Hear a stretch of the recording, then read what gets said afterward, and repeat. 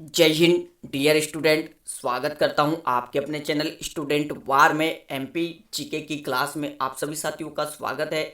आशा करता हूं आप सभी साथी स्वस्थ होंगे और मस्त होंगे और अपने को सुरक्षित रख रहे होंगे।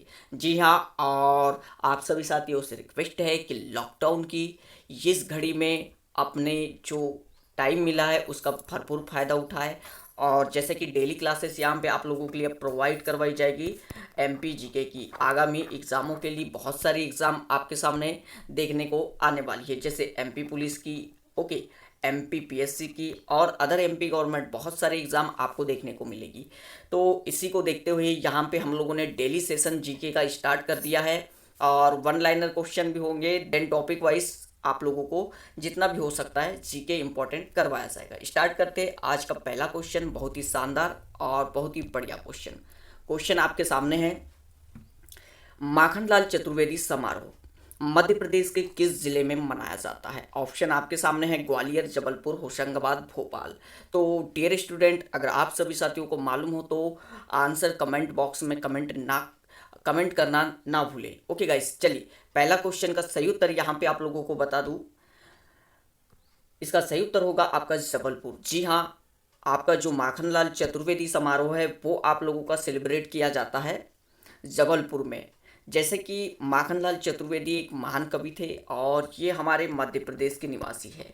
Okay dear student, Madhya Pradesh के निवासी थे, अब नहीं रहे क्योंकि स्वर्गवासी हो चुके हैं। देन अब बता दूं, यहाँ पे माखनलाल चतुर्वेदी जी को जो है पंडित जी भी कहा जाता था, ये आप लोगों को। तो इसका सही उत्तर आप लोगों को बस इतना ध्यान रखना है, माखनलाल चतुर्वेदी समारोह आप लोगों का कहाँ सेलिब्रेट किया जाता है? तो ये आप लोगों का जबलपुर में सेलिब्रेट किया जाता है। और जबलपुर से इम्पोर्टेंट एक फैक्ट बता दूँ आप लोगों को, तो जबलपुर को आप लोगों की संस्कार राजधानी भी कहा जाता है। क्या? संस्कार राजधानी भी कहा जाता है। वेरी वेरी आईएमपी और मोस्ट आईएमपी पूछा जाता है आप लोगों को एग्जाम में। देन यहाँ पे आप लोगों का जो है भेड़ाघाट जलप्रपात भी बनता है जबलपुर में, तो ये आप लोगों को ध्यान रख लेना है। देन बढ़ते हैं नेक्स्ट क्वेश्चन की ओर। नेक्स्ट क्वेश्चन यहाँ पे इंपॉर्टेंट, चलिए सेकंड नंबर का क्वेश्चन आपके सामने है, बहुत ही प्यारा सा और शानदार क्वेश्चन। और हाँ डियर स्टूडेंट, क्वेश्चन अगर आप लोगों को अच्छे लग रहे हो तो वीडियो को अधिक से अधिक शेयर कीजिए और नए साथी हमारे साथ अधिक से अधिक जुड़े, ताकि आप लोगों को इसी प्रकार के लेटेस्ट वीडियो मिलते रहे। जितने भी एग्ज़ाम हो गया एमपी की जीके पूछा जाता है तो बहुत ही महत्वपूर्ण रहता है जीके का पार्ट। ओके, सेकंड नंबर का क्वेश्चन है, ब्रह्म राक्षस नामक पुस्तक की रचना किसने की? निदा फजल फाजली, गजानन माधव मुक्तिबोध, हरिशंकर परसाई या मैथिलीशरण गुप्त। तो डियर स्टूडेंट, इसका सही उत्तर आपका हो जाएगा गजानन माधव मुक्तिबोध। जी हाँ, ब्रह्मरास्त्र जो ब्रह्म राक्षस नामक पुस्तक है उसकी जो रचना की है वो आप लोगों के कवि, उनका नाम है क्या? तो गजानन माधव मुक्तिबोध, ये आप लोगों को ध्यान रख लेना है। ओके, देखिए गजानन माधव मुक्तिबोध से कुछ इंपॉर्टेंट फैक्ट देख लेते हैं हम लोग। ओके, तो ब्रह्म राक्षस की रचना गजानन माधव मुक्तिबोध ने की है और गजानन माधव मुक्तिबोध हिंदी साहित्य के प्रसिद्ध कवि है। उनका निधन 1968 में हुआ। वो मध्य प्रदेश के शिवपुरी, ओके, शिवपुरी जिले से, ये आप लोग नोट डाउन कर लोगे, एग्जाम में देखने को मिल सकता है कि जो गजानन माधव मुक्तिबोध जी थे वो कहाँ से थे? मध्य प्रदेश से। तो ये आप लोगों का शिवपुरी डिस्ट्रिक्ट से थे। ओके, गजानन माधव मुक्तिबोध और ब्रह्म राक्षस की इन्होंने रचना की थी। तो ये दो फैक्ट यहाँ पे इंपॉर्टेंट हो जाते, एक तो ये शिवपुरी से थे, देन दूसरा इन्होंने ब्रह्म राक्षस की रचना की। बाय द वे अगर कभी पूछ ले तो 1968 में इनका निधन हुआ था, बाकी तो इतना डीपली नहीं पूछता है। बाकी ये जो है ब्रह्म राक्षस इनकी रचना है और शिवपुरी डिस्ट्रिक्ट से ये बिलोंग करते हैं। बढ़ेंगे अगले क्वेश्चन की ओर। तो डियर स्टूडेंट, जैसा कि आप लोगों को मालूम है कि जो कोरोना की लहर है वो काफ़ी यहाँ पे ख़तरनाक हो चुकी है और जैसा कि सरकार यहाँ पे पूरा इंतज़ाम करने में नाकाम रही है और काफ़ी यहाँ पे ऑक्सीजन जैसी समस्याओं को यहाँ पे हमें सामना करना पड़ रहा है, जैसे वेंटिलेटर भी नहीं मिल रहा है। ओके, देखिए थर्ड नंबर का क्वेश्चन आपका है, कैसा चांद बना देती है, कैसा चांद बना देती है की रचना किसने की है? माखनलाल चतुर्वेदी, सुभद्रा कुमारी चौहान, हरिशंकर परसाई या राहत इंदौरी। तो बहुत ही प्यारा सा क्वेश्चन है, इसका सही उत्तर आपको बता दूं, चलिए माखनलाल चतुर्वेदी इसका सही उत्तर हो जाएगा। ओके, कैसा चांद बना देती है एक प्रसिद्ध हिंदी साहित्य का पुस्तक है। जिसकी रचना पंडित माखनलाल चतुर्वेदी ने की है। जैसा कि बताया था आप लोगों को, उन्हें पंडित जी कहा जाता है। बढ़ेंगे अगले क्वेश्चन की ओर, और यहाँ पे अगला क्वेश्चन यहाँ पे बहुत ही प्यारा सा और शानदार क्वेश्चन। ओके गाइस, चलिए 4th नंबर का क्वेश्चन आपके सामने है। जैसा कि आप लोगों को मैं जानता हूँ, अभी बहुत सारी एग्ज़ाम रिजेक्ट हो चुकी है, तो आप लोग यहाँ पे तैयारी नहीं कर रहे होगे और काफ़ी नर्वस फील कर रहे होगे कि कब एग्ज़ाम होगी बाकी।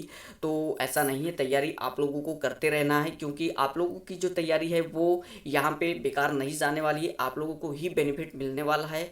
देन अगर किसी साथी की अच्छी तैयारी नहीं हो पाई है तो इस लॉकडाउन में बेहतर प्रिपरेशन हो जाएगी और आप लोग बेहतर परफॉर्म करोगे। चलिए यहाँ पे 4थे नंबर का क्वेश्चन, निम्नलिखित में से किस साहित्यकार को हिम तरंगिणी के लिए 1955 में साहित्य अकादमी पुरस्कार मिला था? देखिए क्वेश्चन आप लोगों का है कि निम्नलिखित में से किस साहित्यकार को हिम तरंगिणी के लिए 1955 में, कब 1955 में साहित्य अकादमी पुरस्कार मिला? हरिशंकर परसाई, माखनलाल चतुर्वेदी, सुभद्रा कुमारी चौहान या गजानन माधव मुक्तिबोध? तो गाइस इसका अगर सही उत्तर मालूम हो तो कमेंट बॉक्स में कमेंट जरूर कीजिएगा। तो इसका सही उत्तर आप लोगों को बता दूं क्या है, तो माखनलाल चतुर्वेदी।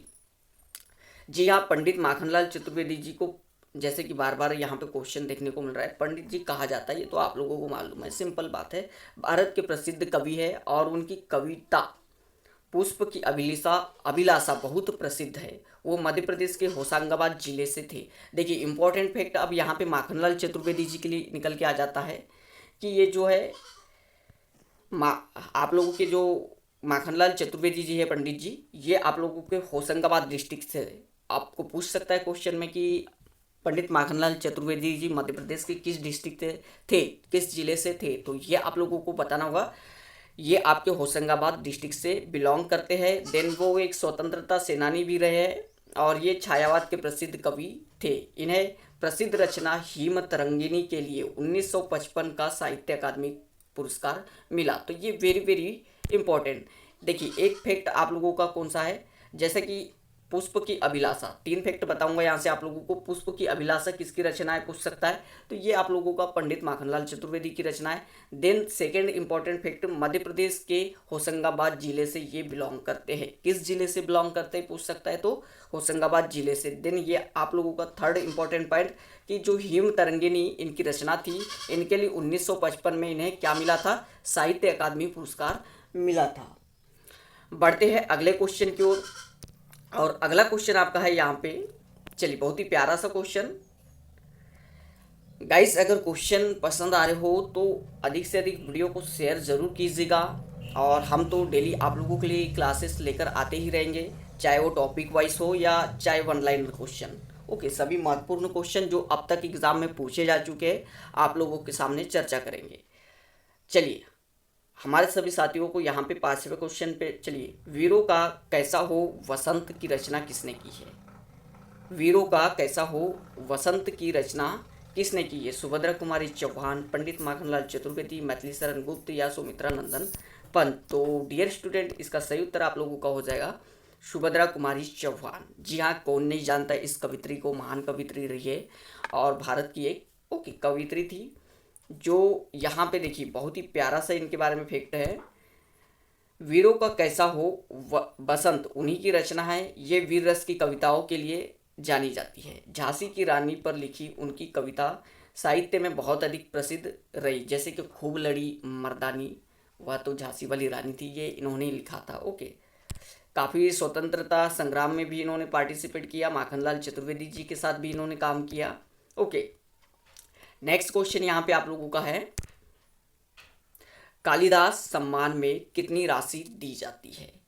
कालिदास सम्मान में कितनी राशि दी जाती है? 2 लाख, 3 लाख, 4 लाख या 5 लाख? तो यहाँ पे आप लोगों को ध्यान में रखना है, जो कालिदास सम्मान होता है ओके, उसमें आप लोगों का जो है 2 लाख रुपए, कितना, 2 लाख रुपए दिया जाता है सम्मान के रूप में। और यहाँ पे कालिदास अकादमी कहाँ है? तो कालिदास अकादमी जो है उज्जैन में। कहाँ है डियर स्टूडेंट? उज्जैन में है। और कालिदास को भारत का क्या कहा जाता है? शेक्सपियर कहा जाता है। ये आप लोगों को ध्यान रखना है। कालिदास की बहुत सारी जैसे फेमस रचना है, मालविकाग्निमित्रम भी है ओके, रघुवंशम एक है इनकी जो फेमस है, और भी अदर है बहुत सारी रचनाएं, वो हम लोग चर्चा करेंगे। ओके, टेंशन ना लीजिएगा, एक एक यहाँ पे क्वेश्चन आप लोगों को करवाएंगे। चलिए, जैसा कि बताया आप लोगों को यहाँ पे हमने कि जो इस सम्मान में 2 लाख रुपए की राशि दी जाती है, और ये जो आप लोगों का है संगीत नाटक अकादमी द्वारा दिया जाता है। बढ़ेंगे अगले क्वेश्चन की ओर, और अगला क्वेश्चन आपका है यहाँ पे, चलिए 7 नंबर का क्वेश्चन। 7वें नंबर का क्वेश्चन आपके सामने, फड़के स्टूडियो मध्य प्रदेश के किस जिले में है? फड़के स्टूडियो मध्य प्रदेश के किस जिले में है? ऑप्शन आपके सामने ग्वालियर, रीवा, धार, भोपाल। कमेंट जरूर कीजिए अगर आप लोगों को मालूम हो तो। देखिए, आप लोगों का जो फड़के स्टूडियो है वो कहाँ पे है, इसका सही उत्तर बता दूँ आप लोगों को। फड़के स्टूडियो आप लोगों का धार डिस्ट्रिक्ट में है। फड़के स्टूडियो मध्य प्रदेश के धार जिले में, जो प्रसिद्ध कलाकार रघुनाथ कृष्ण फड़के की स्मृति में बनवाया गया है। चलिए बढ़ेंगे अगले क्वेश्चन की ओर, और अगला क्वेश्चन यहाँ पे आप लोगों का है 8वें नंबर का क्वेश्चन। मध्य प्रदेश का कौन सा पुरस्कार खेलों से संबंधित नहीं है? Vikram award, Vishwamitra award, Eklavya award या शिखर अवार्ड। बहुत ही प्यारा और शानदार। तो बता दूं यहाँ पे आप लोगों का, जैसे कि आप लोगों को ऑप्शन दिखाई दे रहा है, और इनमें से जो है विक्रम अवार्ड, विश्वामित्र अवार्ड और एकलव्य अवार्ड, ये तीनों ही खेल से संबंधित है। किससे? खेल से संबंधित है। जैसे कि आप लोगों का जो शिखर अवार्ड है ये खेल से संबंधित नहीं है। ओके, यही पूछा था आप लोगों को ऑप्शन में कि कौन सा खेल से संबंधित नहीं है। तो शिखर अवार्ड आपका क्या है, जो वो खेल से संबंधित नहीं है।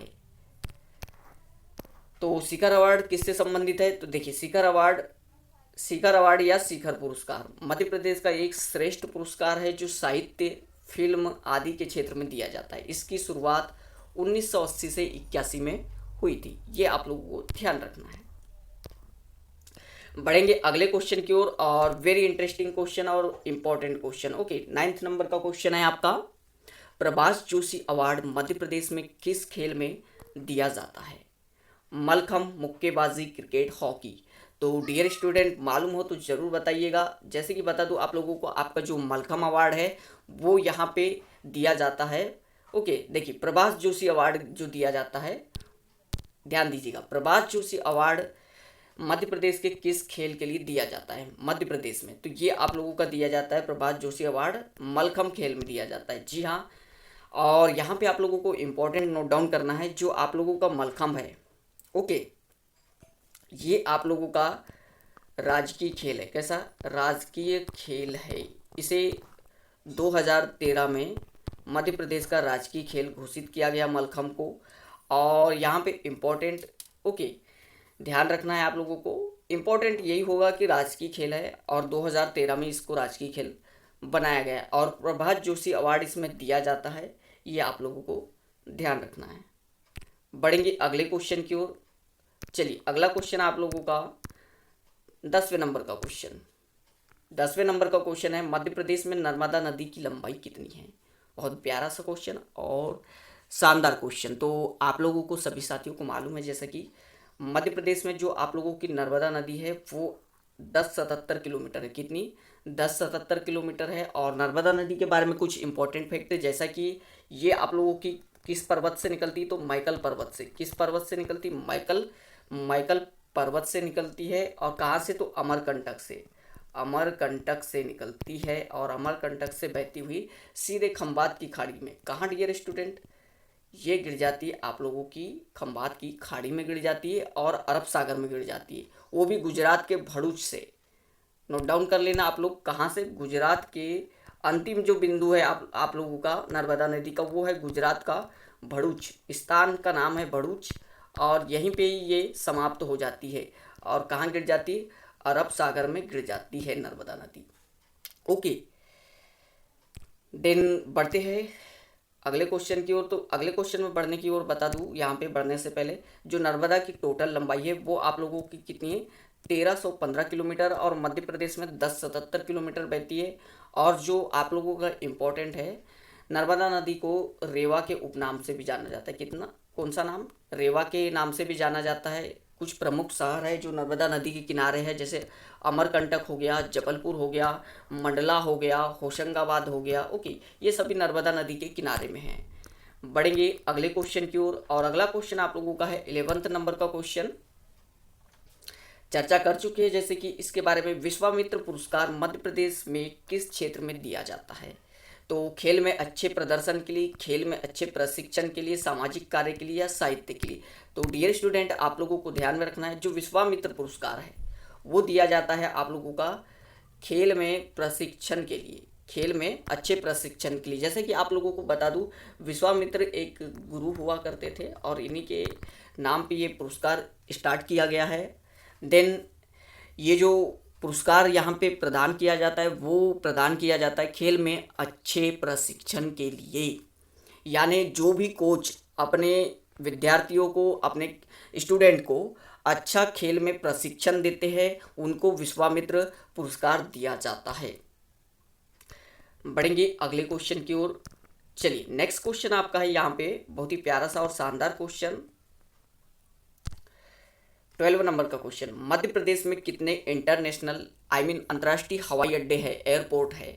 जैसे कि ऑप्शन यहाँ पे अलग अलग दिए हैं और ये सभी ऑप्शन यहाँ पे रॉन्ग है। ओके, इसका सही उत्तर बता दूँ आप लोगों को जो मध्य प्रदेश है उसमें इंटरनेशनल एयरपोर्ट कितने हैं, अंतर्राष्ट्रीय हवाई अड्डे? तो ये आप लोगों के टोटल 5 है। कितने? टोटल 5 है। और टोटल 5 कौन कौन से है? तो चलिए यहाँ पे नाम आप लोगों को बताऊँगा।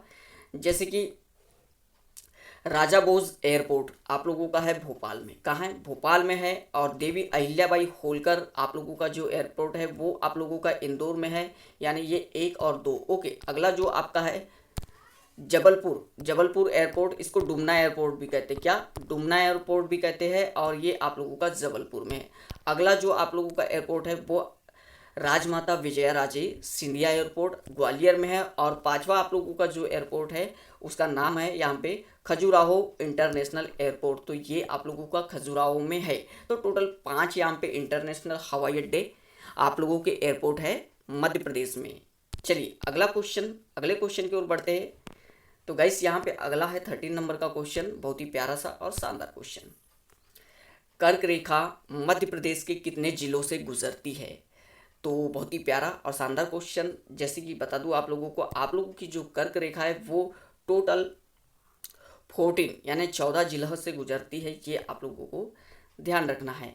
और एक क्वेश्चन यहाँ पे आप लोगों का, ऐसी कौन सी नदी है जो कर्क रेखा को 2 बार काटती है? कर्क रेखा को 2 बार काटती है, तो वो आप लोगों की है माही नदी। ये आप लोगों को ध्यान रख लेना है। कौन सी है?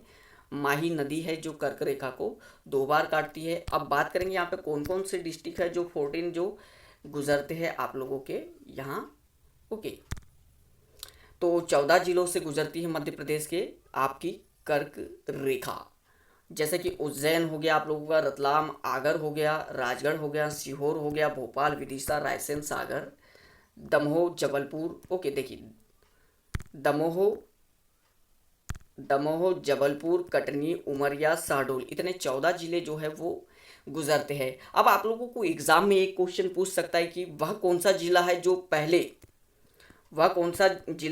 पहले कर्क रेखा से गुजरता था, वर्तमान में नहीं गुजरता है। ओके, तो ऐसा जिला वो है आप लोगों का शाजापुर पहले गुजरा करता था आप लोगों का ओके कर्क रेखा से। लेकिन जब शाजापुर से अलग होके आगर मालवा बना है तब से ये जो है अब कर्क रेखा इन्हें क्रॉस नहीं करती है। आप लोगों को ध्यान में रखना है शाजापुर। Okay, Shajapur district. बढ़ेंगे अगले क्वेश्चन की ओर, और अगला क्वेश्चन यहाँ पे आप लोगों का है, देखिए बहुत ही प्यारा सा और इसी प्रकार के क्वेश्चन आप लोगों को देखने को मिलते हैं।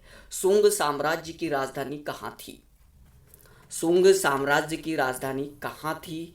विदिशा, उज्जैन, ग्वालियर, इंदौर। बहुत ही प्यारा और शानदार क्वेश्चन। तो इसका सही उत्तर आप लोगों को ध्यान में रखना है। आप लोगों की जो शुंग साम्राज्य थी उनकी राजधानी कहाँ थी? तो विदिशा में थी। कहाँ थी? नोट डाउन करोगे आप लोग। इसका करेक्ट उत्तर होगा आप लोगों का कि जो शुंग साम्राज्य है उनकी स्थापना पुष्यमित्र शुंग ने की थी। Very very IMP।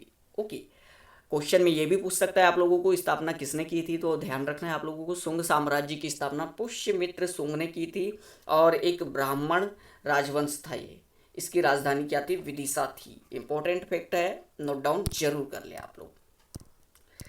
बढ़ेंगे अगले क्वेश्चन की ओर। और अगला क्वेश्चन यहाँ पे आप लोगों का है 15 नंबर का क्वेश्चन। मध्य प्रदेश का कौन सा जिला मैग्नीज एस्क के लिए प्रसिद्ध है? बालाघाट, छिंदवाड़ा, जबलपुर, मंडला। तो डियर स्टूडेंट, आप लोगों को नोट डाउन कर लेना है। जो मैग्नीज एस्क के लिए जाना जाता है, ओके, वो आप लोगों का है बालाघाट डिस्ट्रिक्ट। कौन सा है? बालाघाट डिस्ट्रिक्ट। ये आप लोगों को नोट डाउन कर लेना है। देन आप लोगों का जो मैग्नीज है वो बालाघाट के मलाज खंड में उत्पन्न होता है। कहाँ? मलाज खंड में उत्पन्न होता है। देन बात करेंगे, ये एशिया की सबसे बड़ी खुली माइन है। कैसी?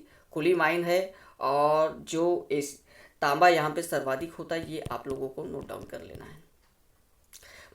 अब यहाँ पे एक और क्वेश्चन आप लोगों को पूछ लेता है कि जो बालाघाट है वहाँ पे मुरम नाला कहाँ पे है? क्या पूछ लेता है? मुरम नाला कहाँ पे है? वेरी वेरी आईएमपी और मोस्ट को आईएमपी क्वेश्चन है कि मुरम नाला किस जिले में है। तो ये आप लोगों का बालाघाट डिस्ट्रिक्ट में है। आप लोगों को ध्यान में रख लेना है। देन यहाँ पे अगला जो इम्पोर्टेंट फैक्ट है, क्षेत्रफल की दृष्टि से सबसे बड़ा जिला है आप लोगों का छिंदवाड़ा। नोट डाउन कर लोगे। और बार बार जैसे कि बताया हूँ आप लोगों को कि जबलपुर आप लोगों की जो है संस्कार राजधानी कहलाती है। ओके। देन हाँ, आप लोगों का जो कान्हा किसली राष्ट्रीय उद्यान है वो आप लोगों का कहाँ है? तो मंडला डिस्ट्रिक्ट में है। कहाँ है? मंडला डिस्ट्रिक्ट में है। ये आप लोगों को नोट डाउन कर लेना है। कुछ क्षेत्र आप लोगों का यहाँ पे बालाघाट में भी आ जाता है, कान्हा किसली का। ओके, चलिए। हालो घाटी आप लोगों की कहाँ पे है? तो ये आप लोगों की, ये भी आप लोगों को ध्यान में रखना है। और बंजर घाटी, ओके, ये दोनों ही मंडला और बालाघाट में है। बढ़ेंगे यहाँ पे अगले क्वेश्चन के लिए। चलिए, अगला आप लोगों का है 16 नंबर का क्वेश्चन। निम्नलिखित में से कौन सा हाईवे मध्य प्रदेश से नहीं गुजरता है?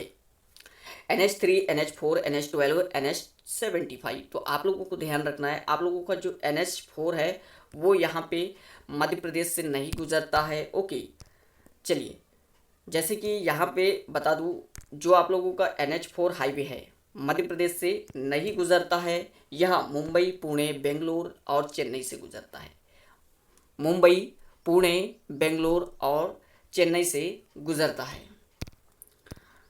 अगला क्वेश्चन यहाँ पे गाइस आप लोगों का 19 नंबर का क्वेश्चन है। और 19 नंबर का क्वेश्चन आपका है, मध्य प्रदेश का कौन सा जिला राजस्थान की सीमा पर नहीं है? बहुत ही प्यारा और शानदार क्वेश्चन। मंदसौर, अलीराजपुर, नीमच, गुना। तो बहुत ही प्यारा और शानदार क्वेश्चन। तो आप लोगों को, अगर आप लोगों ने मध्य प्रदेश का मैप देखा होगा तो ये क्वेश्चन आप जरूर बना लोगे। और अब किसी साथी ने मध्य प्रदेश का मैप नहीं देखा है तो उसके लिए थोड़ा तकलीफ जाएगी। ओके डियर स्टूडेंट, जैसे कि जो मंदसौर है कुछ इस एरिया में पड़ता है आप लोगों का, और नीमच उसके साइड में पड़ता है। ओके, बात करेंगे अलीराजपुर इस कोने में पड़ता है। ओके, पश्चिम में एकदम। और आप लोगों की जो सीमा है राजस्थान इस प्रकार से है। ओके, आप देखिए, यहाँ पे आप लोगों की जो सीमा है वो यहाँ तक आती है, राजस्थान की यहाँ तक आती है। तो ये जो तीनों ज़िले हैं दिए हुए, ओके, तीनों ज़िले आप लोगों के अलीराजपुर, मंदसौर और नीमच, ये तीनों की जो सीमा है वो राजस्थान को छूती है, राजस्थान को छूती है। जबकि आप लोगों का जो गुना है वो टच नहीं करता है राजस्थान की सीमा को, क्योंकि गुना आप लोगों का ऊपर वाले एरिया पे पड़ जाता है। ओके, गुना, ओके, ग्वालियर, गुना, अशोकनगर, ये आप लोगों के इस प्रकार से ऊपर वाले पार्ट में पड़ जाते हैं। बढ़ेंगे अगले क्वेश्चन की ओर। और अगला क्वेश्चन आप लोगों का है, एक मिनट, ओके, क्वेश्चन यहाँ पे फिर से रिपीट कर लेंगे।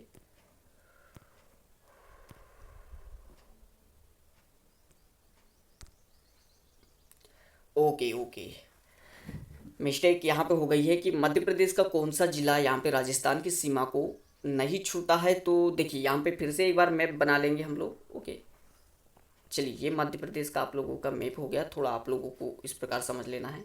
यहाँ पे आप लोगों का गुना है ऊपर में। ओके, देन यहाँ आप लोगों का मंदसौर है। ओके, मंदसौर और ये नीमच और अलीराजपुर यहाँ पे है। तो आप लोगों की जो सीमा है ये इस प्रकार से यहाँ तक आती है राजस्थान की। तो टोटल तीनों जिला आप लोगों का गुना, नीमच और जो मंदसौर है, ये तीनों आप लोगों के राजस्थान डिस्ट्रिक्ट को टच कर रहे हैं। लेकिन जो आप लोगों का अलीराजपुर है ये आप लोगों का पश्चिम में आ जाता है।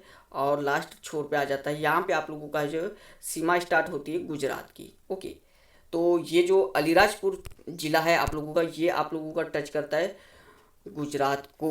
ओके,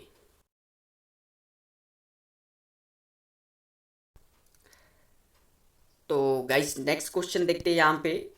और नेक्स्ट क्वेश्चन आप लोगों का है बहुत ही प्यारा सा और बहुत ही शानदार क्वेश्चन।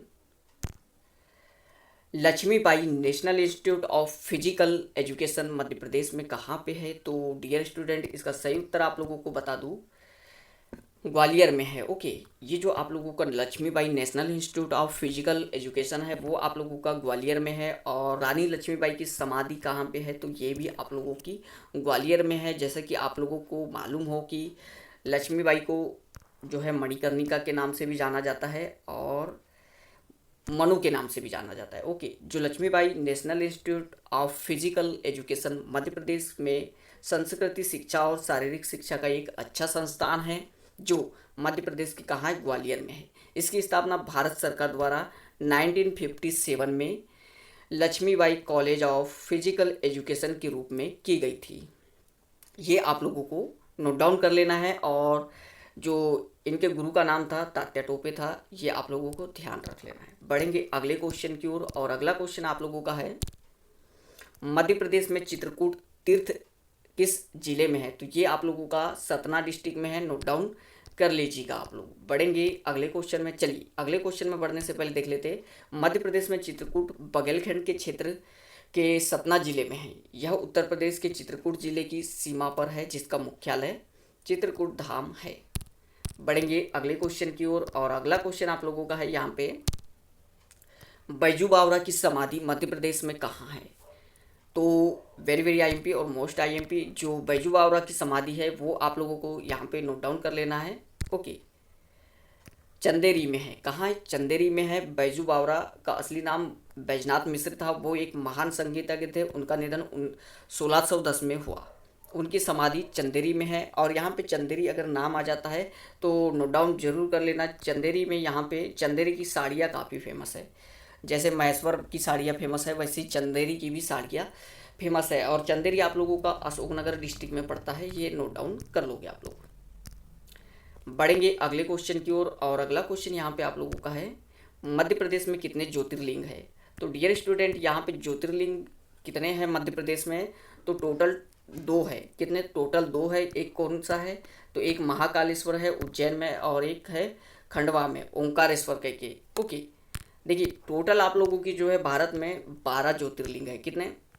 12 ज्योतिर्लिंग है, जिनमें से 2 मध्य प्रदेश में है, एक उज्जैन में है महाकालेश्वर और दूसरा खंडवा में है ओमकारेश्वर। ओके, समझ में आ गया। बढ़ेंगे अगले क्वेश्चन की ओर। और अगला क्वेश्चन आप लोगों का है 24 नंबर का क्वेश्चन, केवटी जलप्रपात किस नदी पे है?